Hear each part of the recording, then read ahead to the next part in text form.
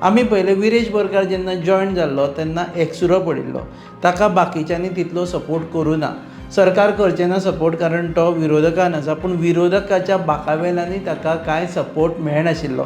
ताका लागून खूब फावटी ताका असेंब्लीन तितलो स्पेस मेळनाशिल्लो. पूण ह्या विधानसभा अधिवेशनात विरेश बोरकाराची जे काम आसा तें तोखेवपा सारकें आसा.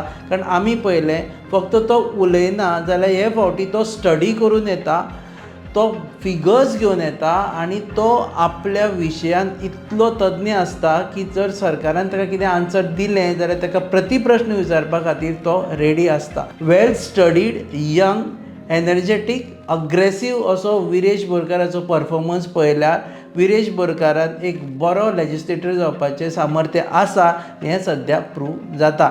आमी पळयलें पोगो बिलाचो जेन्ना विशय आयलो, गोंयकारपणाचो जेन्ना विशय आयलो तेन्ना ताणें बाकीच्या बरोबर स्ट्रॅटेजी करून तो विशय मांडलो.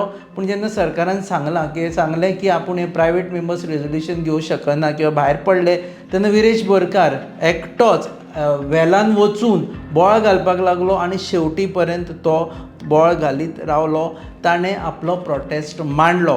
रेव्होल्युशनरी गोवन पक्षाचो जो मेन मुद्दो आसा, जो person of Goan origin define करा, त्या मुद्द्याक तो सामको लॉयल राविल्लो आसा आनी ताका लागून ताका सॅल्यूट. आनी दुसऱ्या गजालीक लागून सॅल्यूट म्हणजे तो स्टडी करून येता.